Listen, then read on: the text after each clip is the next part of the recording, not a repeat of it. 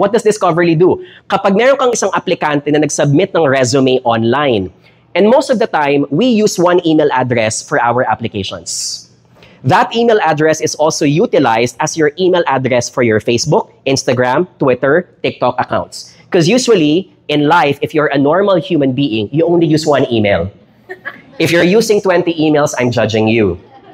Right? But my point is that Discoverly, the moment it captures that resume at nakuha niya yung email address, it will tell you in just a span of 5 minutes lahat ng social media accounts ng aplikante na yan.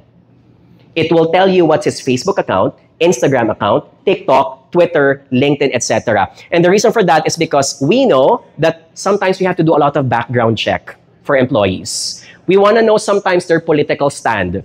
We want to know sometimes what is their stand about racism or discrimination. And sometimes these employees become liabilities in the company.